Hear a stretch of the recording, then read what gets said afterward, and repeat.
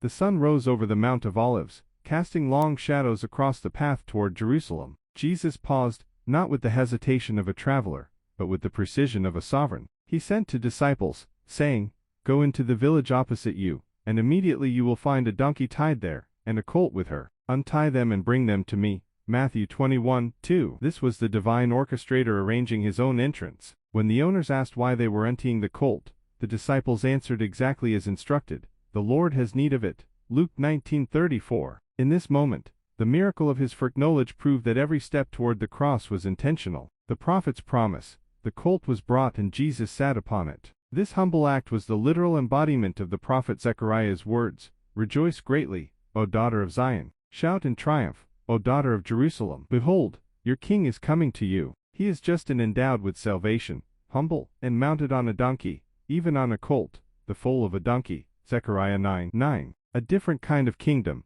The crowds erupted, covering the road with their cloaks and palm branches. They shouted, "Hosanna," which means "save us now." However, their hearts were set on a war king riding a white stallion, rather than a salvation king on a borrowed colt. They yearned for political liberation from Rome, rather than a spiritual liberation from sin. They were looking for a crown of gold and conquest, rather than a crown of thorns and sacrifice. They looked for a lion to tear down walls, but God sent his lamb to tear the veil. He did not come to kill his enemies, but to die for them. The triumphal entry was not the beginning of a military coup, but the final march of the Prince of Peace, toward the altar of the world.